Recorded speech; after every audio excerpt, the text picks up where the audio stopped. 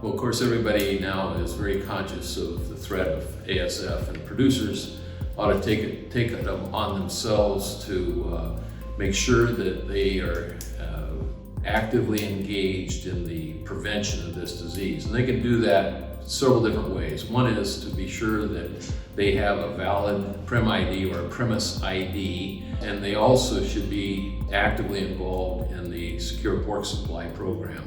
And then, of course, the whole area of biosecurity on their farm is extremely important. And biosecurity is something that has to be 100% across all aspects of biosecurity.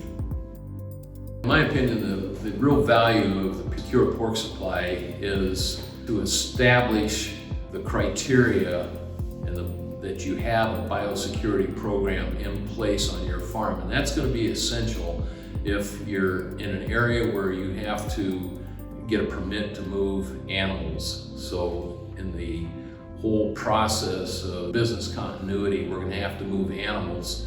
And by having a secure pork supply program put together ahead of time, it gives you the advantage of not having to get all that done in the heat of the moment.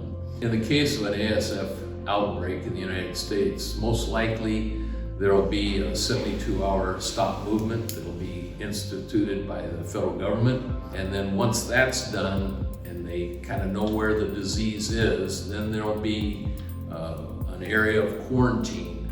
The information that you're going to need to prove that you are free of that disease needs to be shared with a lot of people. And so having electronic data on pig movements, on people movements, on truck movements, on dead haul, on maintenance people, everything that comes in and out of that farm is going to be extremely important. And if you have this in a digital form, it'll allow you to share that with the state and federal animal health officials, along with your neighbors, because in some cases you're going to want to share that with your neighbors.